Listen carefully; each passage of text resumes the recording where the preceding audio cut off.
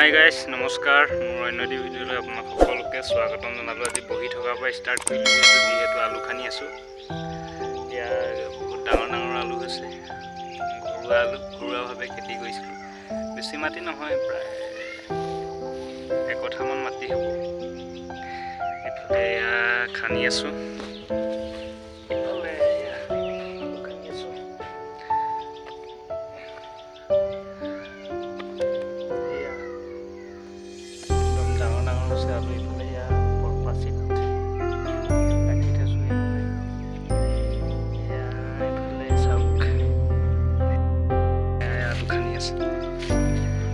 খানিছা বাঢ়িছেনে?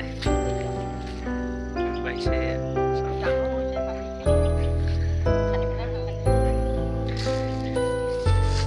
ইফালে আলুটো এবাৰ ডাঙৰ ডাঙৰ আলু হৈছে। চাওক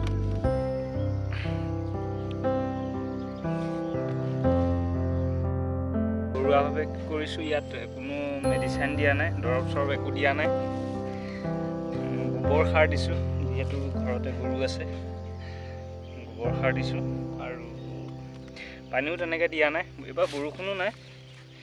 আমাৰ যিহেতু মাটিবিলাক ইমান বালিয়া মাটিত যদিও আলুটো বাঢ়িছে আৰু কোনো গোবৰ সাৰতে অকল গোবৰ সাৰতে হৈছে।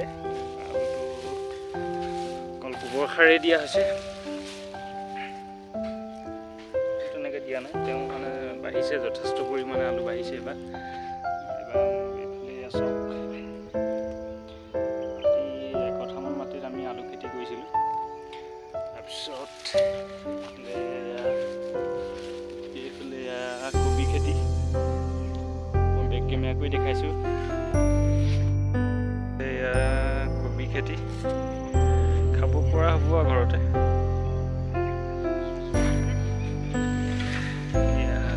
বাঢ়িছে অলপ অলপ। ফুলকবি, আকৌ পিঁয়াজ বিকিবলৈ নহয় আৰু ঘৰতে আমি খাওঁ, খেতি কৰোঁ খাবৰ বাবে। এইফালে পিঁয়াজ হৈছে, ডাঙৰ ডাঙৰ হৈছে আলু। খানিছোঁ আৰু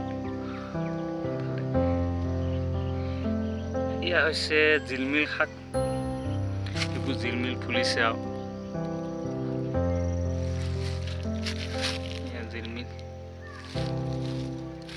জিলমিল চাওক। মই নাঙলৰ সহায়ত এতিয়া আলু খানিম, চাব কিদৰে খনা হয়।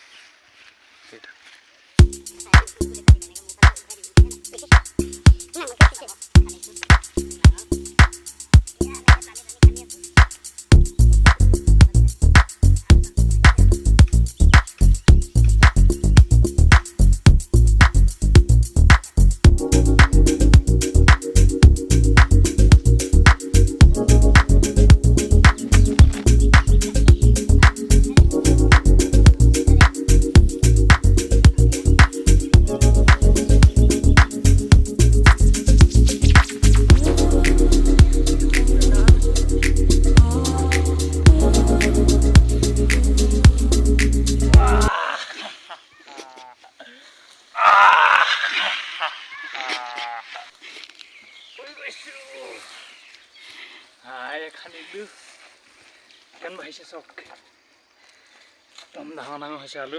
এয়া চাওক বহুত বাঢ়িছে।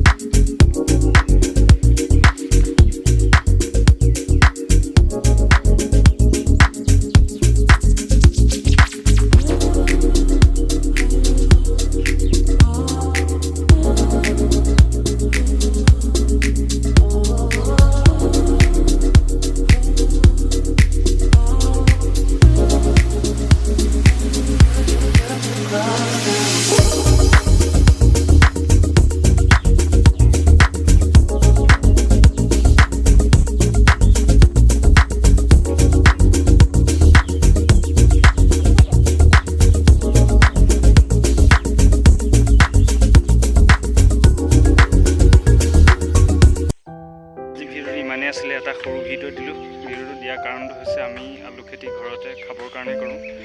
ইয়াত আমি কোনো মেডিচিন নিদিওঁ, সাৰ পানী আমি দিয়া নহয়, অকল গোবৰ সাৰ নিদিলেও হয়। তাৰপিছত সেইটো আজিকালি বহুত সাৰ দিয়া বস্তুৱেই হৈছে, চব সকলোখিনিতে বহুত বস্তু আমি সাৰ দিয়া বস্তু খাইছোঁ। যিহেতু আমি ঘৰুৱা আলুকেইটাত সাৰ নিদিওঁ বুলি ভাবি মানে আমি এনেকৈ কৰোঁ। আমি বেছি মাটি নকৰোঁ, খাবৰ কাৰণে অলপমান কৰোঁ। আৰু দেখিছে আমাৰ মায়ে তুলি আছে। আজি ভিডিঅ'টো ইমানেই আছিলে। যদি ভিডিঅ'টো ভাল পাইছে লাইক